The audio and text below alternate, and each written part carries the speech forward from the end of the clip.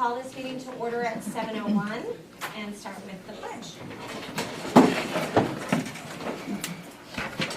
I pledge allegiance to the flag of the United States of America and to the republic for which it stands, one nation, under God, indivisible, with liberty and justice for all. Alrighty, our first order of business, approval of the agenda. Can we have a motion? Motion to approve the agenda. Any discussion? Okay, and a vote? All in favor? Right? Aye. Second thing, approval of open session minutes from October 19th, 2015.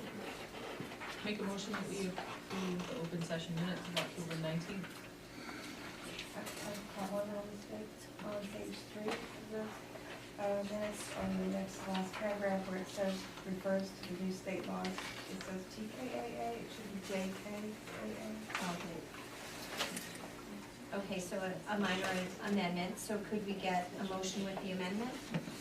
Make a motion to approve the open session minutes as amended from October 19th, 2015. Second. Any discussion? No? Okay, all those in favor? Aye. Okay, that passes. Opportunity for community comments, if there's anybody who'd like to speak. No? Okay. We don't have Chris here today. He's been actively involved in the NEASC accreditation process, Okay, but I don't know why he's not here this evening. okay. So we'll move right along to the superintendent comments. Okay. First off, I put something in your packet about something that we're really excited to get up and running at Nipmuc a week from today. And that'll be the Nipmuc 21st Century Learning Conference. One of the new positions funded by the override is the School and Community Coordinator, which is being done by Beth Hennessy, who brings a lot of years of experience to our district and to our school community, and has a lot of deep connections within the greater Milford area.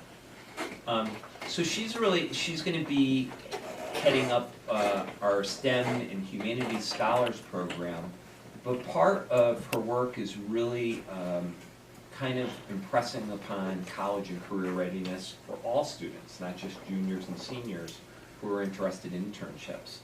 So part of one of the things that she's doing in hitting the ground running is to have really this half-day workshop on Monday the 9th that will touch all kids.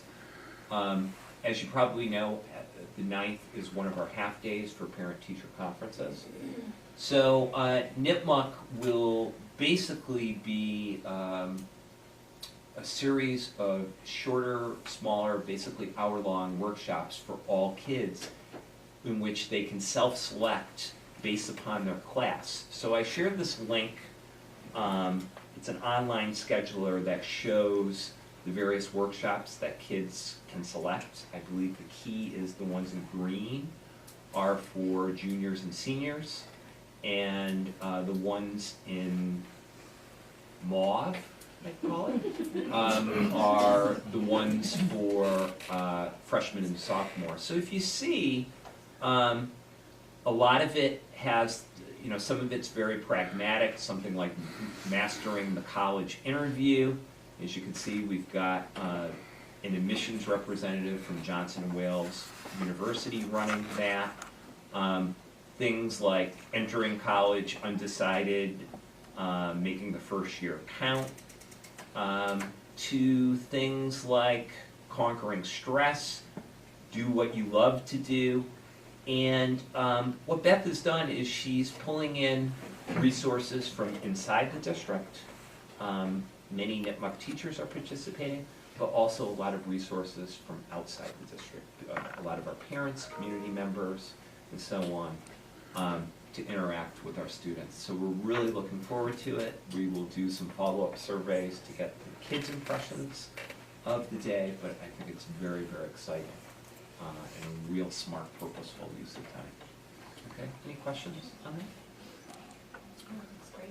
Okay, the second piece, kind of totally shifting and doing a 180.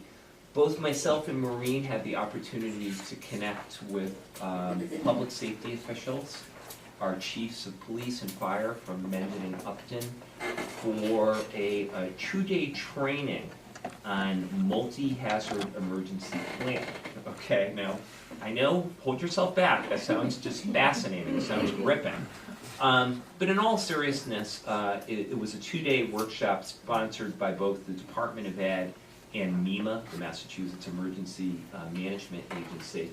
And just to have that concentrated time to sit down with our public safety officials, look at our school emergency plans, our school medical emergency plans, see what needs to be updated, what has changed with changes in regulations at the state level, and really to plan some drills. I know the policy subcommittee is going to be coming up very shortly.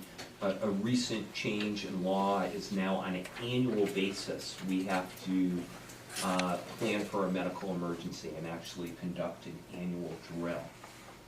So planning those specific protocols out. We had the opportunity also to plan a tabletop drill for kind of a worst case scenario, shall we say, emergency that would have occurred at Nipmuc.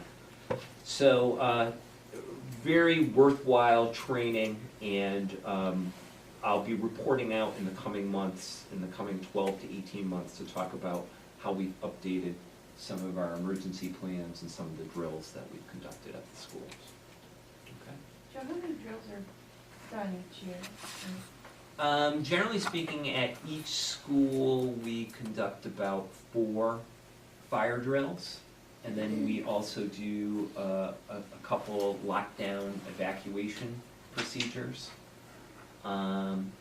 And then also now the medical emergency response drill, where essentially,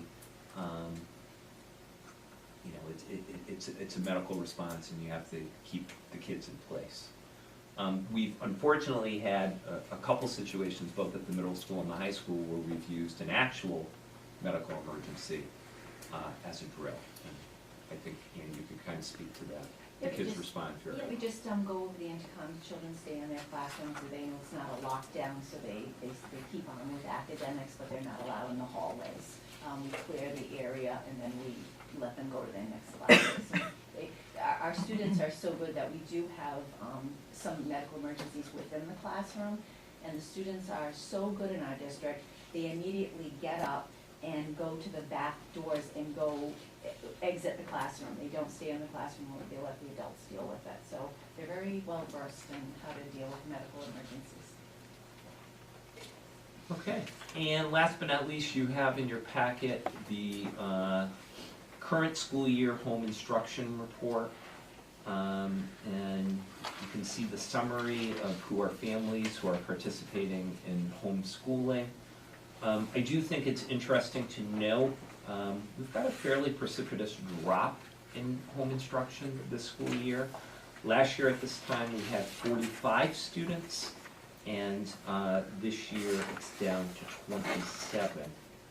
And I think the breakdown is 16 from Upton and 9 from Mendon. And I made the notation, as you can see, the summary about the approved home instruction program plan and the approval process for our school committee policy IHBG. All but one right now has an approved plan. Okay. Have the students, we had 45 last year and we're down to 27 this year. Have they gone into the public school systems, graduation? It's a mixture of all of the above. We've got, if you look on the summary report towards the end, it comes down to, it's a combination of some students are now attending Nipmuc. You've got some kids that are considered to be graduates because they're past the age of mandatory schooling. You've got some families that have moved out of district, and then you also have some families that are attending private school. Okay? Thank you. Okay, moving on to subcommittee updates. TANF budget subcommittee. We had our first meeting on a couple of weeks ago. We had the first subcommittee for the budget. We had a reorganization meeting where I was voted as the chair and Phil as the secretary. We reviewed the draft calendar for the FY17 budget, and we set a few goals for the budget subcommittee, which Dr. Luschek is going to do that for us. Sure.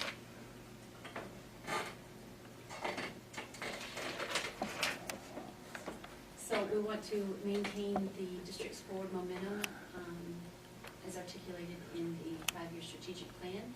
We want to maximize the efficiencies. Thank you. And pursue cost savings, and to refresh and update our long-term financial plan. Sure.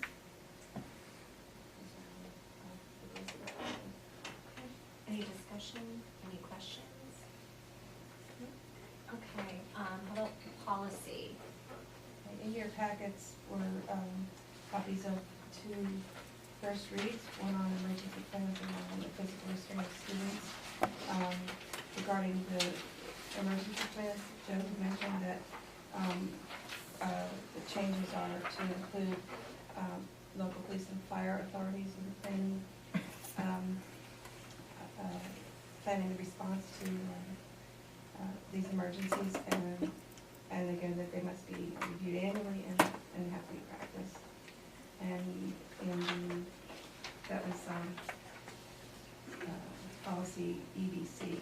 In policy JKAA, the physical restraint of students, you'll note on the first page, at the bottom, the highlighted items, those were some of the changes that were made from the previous policy. So we will take a look at that. If anybody has any discussion, and then we will present them at the next full school committee meeting for a second.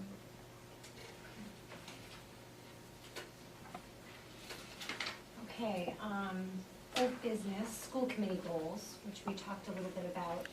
The school committee met, what was it, 3 or 4 weeks ago? At least. With Irving Bloomer. Mhm. Am I saying that right? Irwin. Irwin Bloomer. And we did some exercises when we were trying to work cohesively and determine our functionality as a school committee, but also come forward to set some goals for ourselves. And we haven't formally done that, but we're gonna start working on that and bring those forth to the community to let you know what our goals are. And we'll probably be collecting that information over the course of the next couple of weeks. So that's what that's all about. New business, the very exciting spring 2015 MCAS results. Okay, so my goal is, nobody will be glazing over.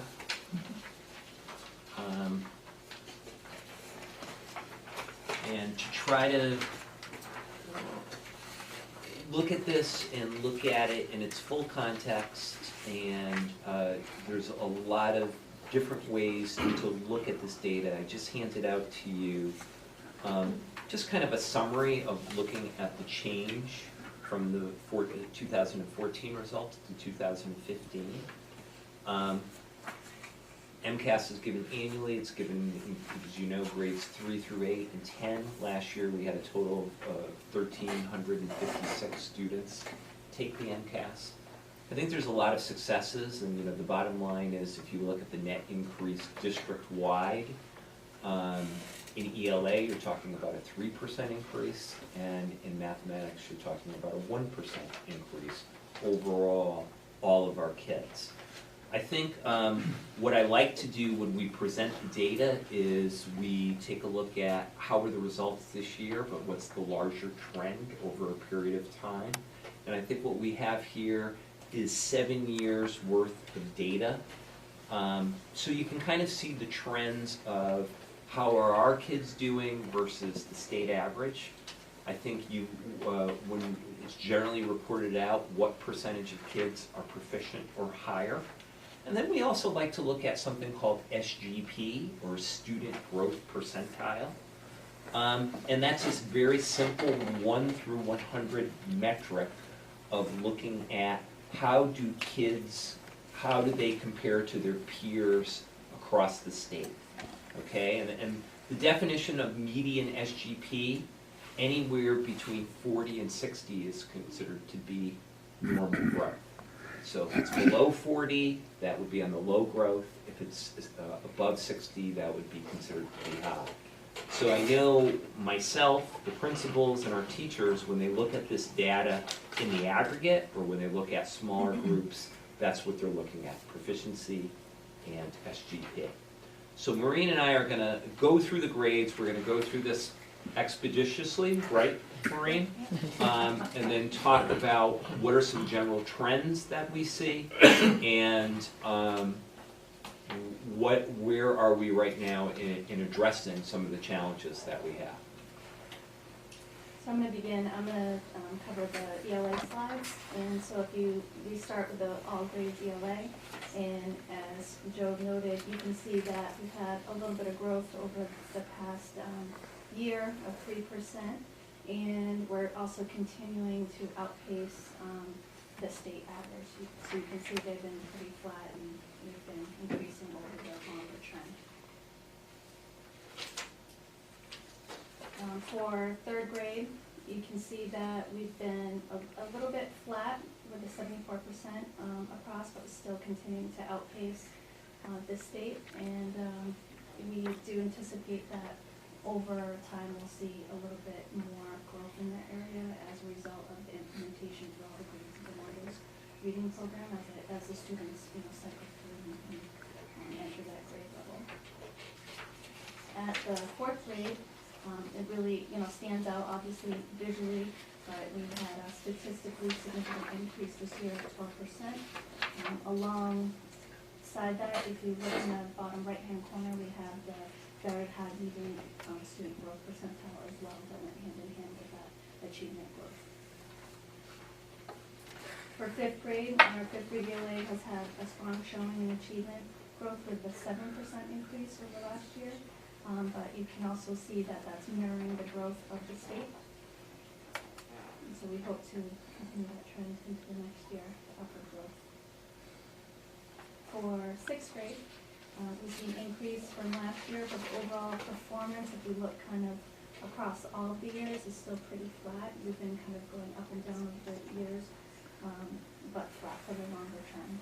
And for our median student growth percentile, we're at that lower end, but still in the moderate growth.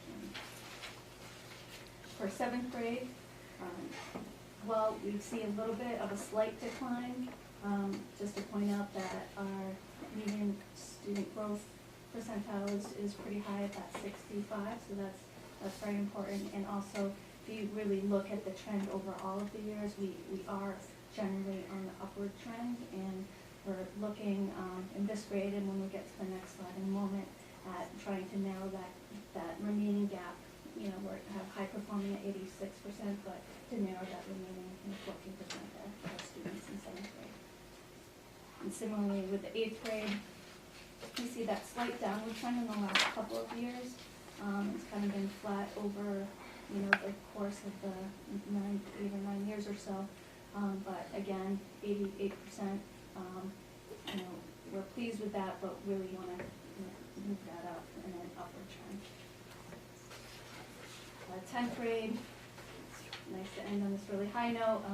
If you see over the course of the years how we've been trending upward, and to be up at 99%, it's pretty amazing, and definitely stands out. And alongside that, you have the high median student growth percentile that goes along with it. Okay, looking at our math data, okay.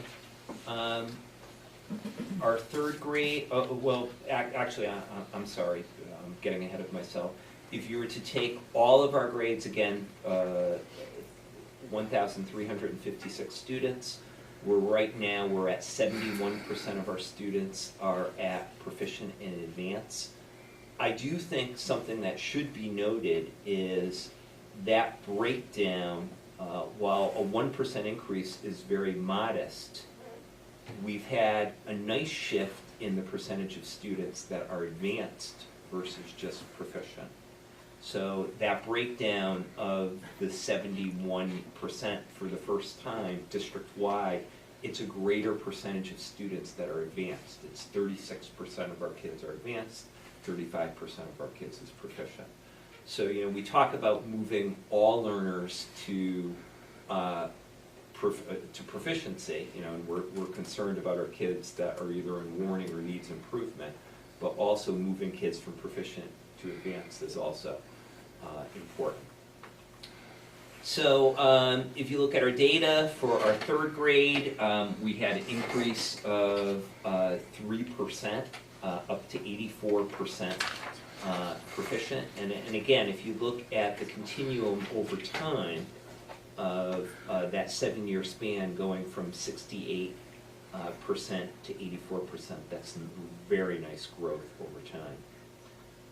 Our fourth grade, we had a dip of about 10% in proficiency.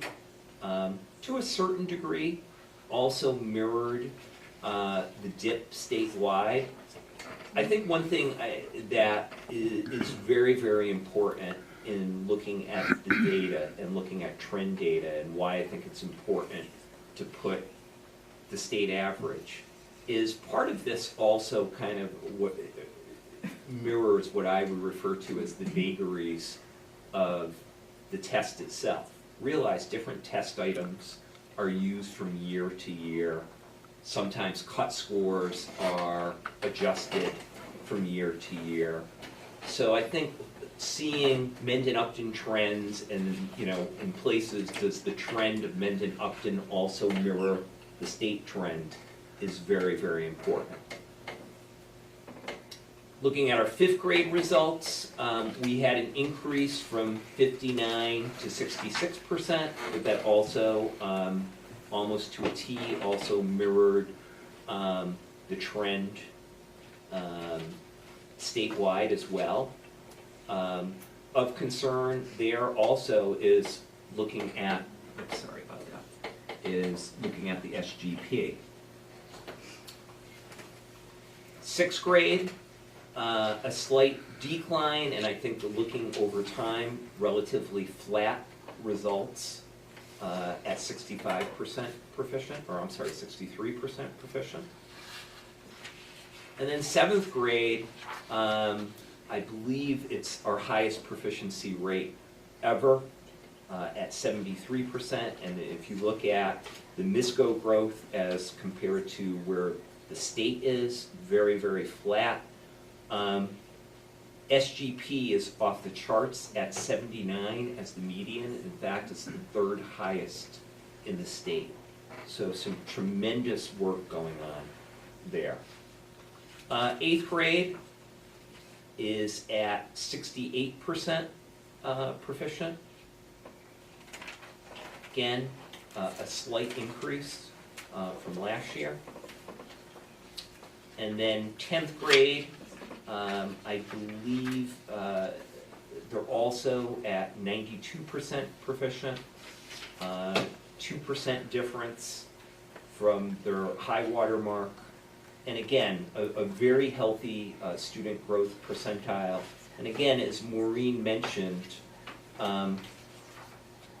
you know, at the middle school and at the high school, we've got grades where, you know, you're in that 85 to 90% proficiency rate, and it's what are you doing to close the gap of that final 10 to 15%, and that's where some of our largest challenges lie.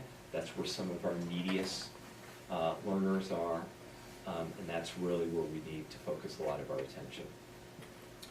So looking at our science, technology, engineering, and specifically biology at the high school level, we had a fairly precipitous drop in fifth grade science. This year, as you can see, it dropped by upwards of 11%. And we'll talk about that in a few minutes. 8th grade science pretty much maintained status quo at 63%. It was kind of followed very, very similar trend line to the state average as far as that trend in the various testing items. And then 10th grade biology, we're at 94% proficient, which I believe is also a high water mark for the high school where we are. So in summary, what do we see as far as some of our general trends? Looking at a 3% growth district-wide for our ELA, I would say that that's a very positive trend, and I think if you look at the 3rd and 4th grade data, a lot of times with a new program you'll see an implementation dip, so to speak. We're not seeing that, and we see that as a lot of the hard work, particularly of our elementary teachers in implementing our new Common Core Aligned program. I think we talked about the ELA proficiency rate never being higher in the history of Nipmuc. I mean, it's pretty much 100 or bust now of where we are with that. I think our math growth, you know, am I content with a 1% growth? Absolutely not. And I think there's some places and there's some grades where we're not keeping up with the state trends. So that needs to be a focal area for our curriculum work, for change in instructional strategies. We talked about the tremendous success in 7th grade. I mean, the SGP is not just of all of the districts, it's of all of the schools, 3rd in the state of all the schools. So tremendous kudos to the 7th grade team. Again, continued success in 10th grade math. And again, a statistic that's pretty incredible. I talked about the shift to advance, but of the 92% that are proficient or higher, that breakdown is 74% are advanced, 18% are proficient. So again, tremendous work being done, both at the middle school and the high school, in preparing kids for that terminal exam. I mentioned about our biology being the highest proficiency rate of all time, and some of the work that we have to do in grade 5 and 8 science, and again, I see those results as uneven. I think there's a lot of pieces to the puzzle there. I think, quite frankly, looking at those 5th grade results, I think it's hardly a military secret that the focus at the elementary grades oftentimes is literacy and numeracy, and we're probably not doing the work to the degree that we should be in social studies and science. And I think there's such a push to get the kids to where they need to be that unfortunately sometimes science gets the short shrift. And I don't take pleasure saying that, being an ex-chemistry teacher. But I think we also have made a concerted effort, and we will continue to make a concerted effort to this new set of standards known as the Next Generation Science Standards. And realize the Next Generation Science Standards are very much akin to what the Common Core is to math and ELA. So there's a shift to those standards, and it's not necessarily jiving up 100% with the testing protocols. So some real work needs to be done in that area. So to talk a little bit more about our work ahead, Maureen. So we really feel that after the passing of the override and the introduction of reading specialists at the elementary level, and how we're able to target reading and reading intervention at an earlier level, that we think over the course of the next year or so that we're going to see some increases as well that will come as a result of that work. As well as we've had a great focus on co-teaching and inclusion, and as those practices expand throughout, I think we're going to, throughout the elementary and now into the middle school, that we're going to be needing the need to be more learners. So we hope to see, especially in our subgroups, some movement as well. We talked a little bit about wonders, and last year we spent some time bringing someone in to do a deeper dive into the ELA standards with our staff, through PD, and also the more we're diving into the curriculum work over the number of years in alignment. I think I agree with Joe that the work by the elementary teachers, I mean, they dove in last year, during their second year of using the new reading program. And I think we're starting to see some shifts in some of the results, but we will as we move forward from all their hard work. I'm excited to say, because I got the email from her today to confirm, but we are going to be bringing in a representative from Looney Consulting Math, and she's going to be working with our teachers at all of the at K through 4, and she's going to come in and do like math coaching and do kind of what we did last year with the ELA, doing a deep dive into the standards. She's going to do the same thing with some content and looking into the standards ongoing throughout the year with our staff. They found it to be very effective. They've been asking for more content, let's kind of get more hands-on with some of the PD related to math. Last year was sort of our big literacy focus, now we're shifting to the math focus, so I really feel that's going to help us out at the elementary level. Some things that we've been added in at the middle school level, and feel free to jump into, but as we've looked at careful tracking of student assessment data, early interventions, we've added in Title I tutors, so that's going to be able to help. That's new to the middle school this year. And also we've increased the co-teaching inclusion, and we have training that goes along with that with our middle school. And last year we brought in Looney Consulting for 5th and 6th grade math teachers to work on some small group, how to bring a small group in math stations and differentiation into the classroom. So I think all of those together, we're targeting some of the middle school math areas for supporting our teachers. We started a math, we know that currently our program that we use at the elementary level, there are gaps in the alignment to the new standards. We're very aware of it. We know that we've been trying to be strategic, if not rolling out 2 programs at the same time. And so what we're doing this year is we have a math resource committee that's been formed. We're starting to set up criteria of what we're looking for in the math instructional resource. And we'll be bringing in samples, and we'll start looking at various programs to see what might be the best fit. And so with that, we'll do some pilots later on in the year and kind of quickly narrow down to the recommendation for a resource for next year. So there's a lot of work to be done with that, and that's going to be a big focus of this year. We've also started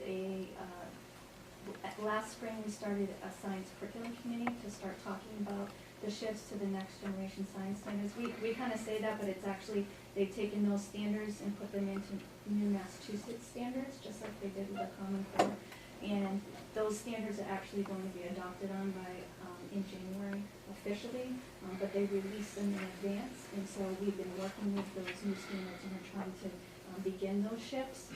And we just begun the process of curriculum mapping for science with the science team at the elementary level, where we're rewriting our curriculum to be aligned to the new standards. And then our next stage, we have the beginning pieces of that done already. Our next stage is to start looking at resources that can support that as we shift. So I think a lot of this work is going to help build that capacity over the years. And just to note, with the science test, because it's the 8th grade test and the 5th grade test, it is cumulative over a number of years.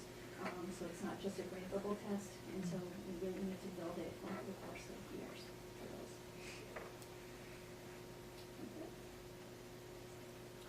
those. So that's a lot, 32 slides and 21 minutes. Any questions? Sounds like you're trying to implement the necessary what's necessary to improve math scores by looking at a new curriculum, beginning to explore a new math curriculum and bringing in the coaches, so I think that would be. And I like the way that Maureen couched it in the sense that it is an overwhelming time. I know I'm probably preaching to the choir here, Tana. It's an overwhelming time in education. And, you know, I know we've had in place investigations as the math program. How many years now? Do you know, Deb or Marie? 2001. 2001, so it's been 14, 15 years we've had investigations in. I don't think we can underestimate the implementation of a new literacy series. And to do it, but also to do it well. It takes time. I would venture to say, okay, if we're gonna go down the road of looking at even an updated investigation series or an all-new series, it's going to take time. I think, you know, you get your best proverbial bang for the buck when you put in place interventions for the kids who are struggling the most. And again, you see a lot of grades where we've got this gap of 10, 15, 20%. If you were to actually pull up the data and look at the names and, you know, talk to teachers and know the stories about some of our kids that are struggling, and a lot of, you know, and quite frankly, a lot of our kids are very, very close. You know, they fall in that needs improvement category, and you're talking about kids who need, you know, tier 2 type interventions, not the most intensive ones. So, you know, we've got to be thoughtful, we've got to be deliberate. This is very, very important because it's the foundation of each of our schools and our district's accountability system. But I also want to say, as I do every year, this is but one piece of the puzzle. It's an important piece, but it's not the only determinant of success of our students and of our districts. Can I ask a question on that reading? You brought it up. On the reading specialists that we hired in the elementary school, are they happen to be certified in dyslexia awareness testing?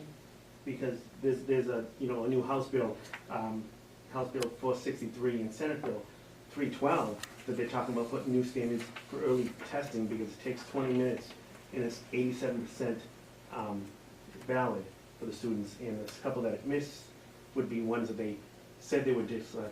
We're not, so it's really giving them a little extra help and it doesn't really hurt them. Are they in place to do that when if that law gets passed this year for next year, they're already trained up and certified? Yeah, Sean, they're certified reading specialists, so as part of their certification and part of their coursework. But dyslexia specifically, 'cause that's a specialized training through a couple different things. Yeah, but that's part of their General.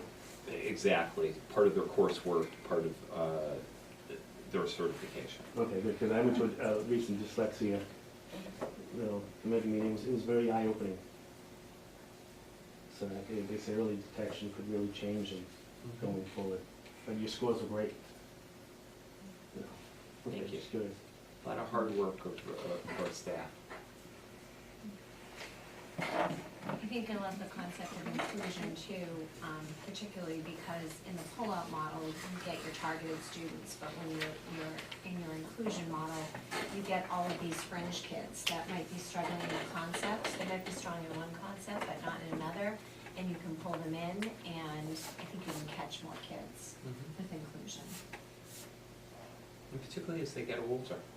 You know, I know as a high school principal, when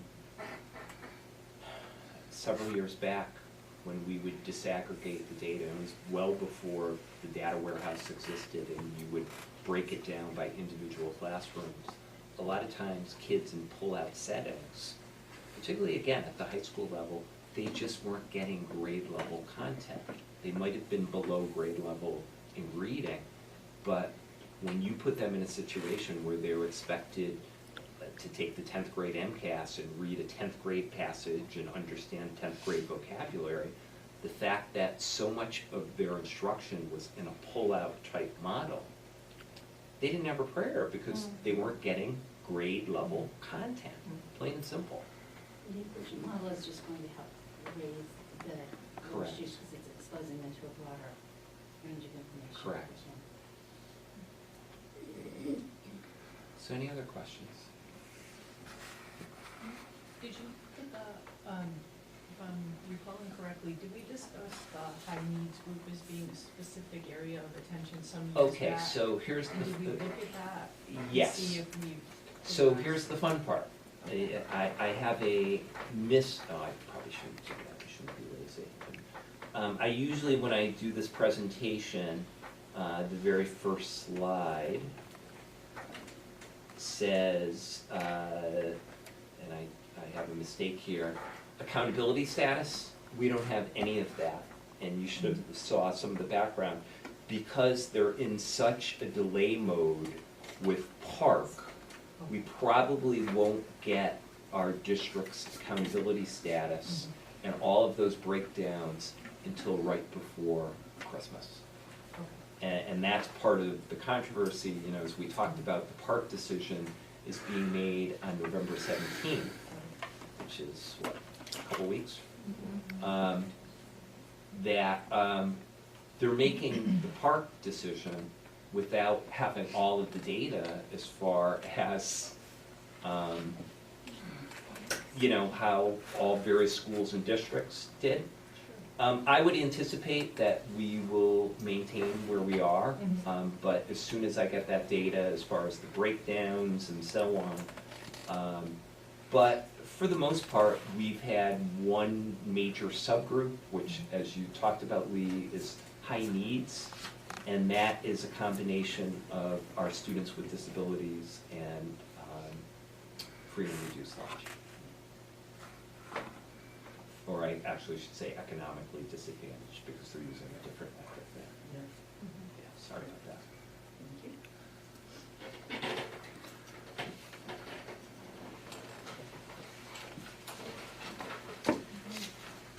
So we're on to the next, discussion of the Misco Hill Middle School Improvement Plan. I make a motion to table the approval of the Misco Hill Middle School Improvement Plan. Any discussion? Okay, all those in favor? Aye. Okay, on to any correspondences? No? Okay, any other matters not anticipated by the committee within 48 hours of the posted meeting? Okay, future agenda items include, on November 16th, the discussion of the Metro West Adolescent Health Survey results, and also on that date, the results of the NIPMA AP and SAT. Okay, need a motion? Also, for the second read of the policy. Oh, okay.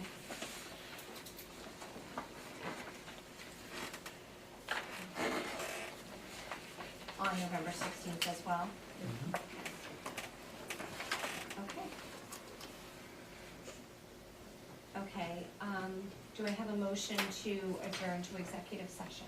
I make a motion that we adjourn by roll call to executive session pursuant to MGL, Chapter 30A, Section 21A, Exemption Number 3, to discuss strategy with regard to collective bargaining with the Mendon-Upton Regional Teachers Association, because doing so in open meeting would have a detrimental effect on the bargaining position of the committee. The committee will not be returning to open session. Second. Any discussion? No? Okay, we need a roll call vote. And Jago, aye. Plain Duncan, aye. Lee Martin, aye. Okay, so at 7:46, we are adjourned.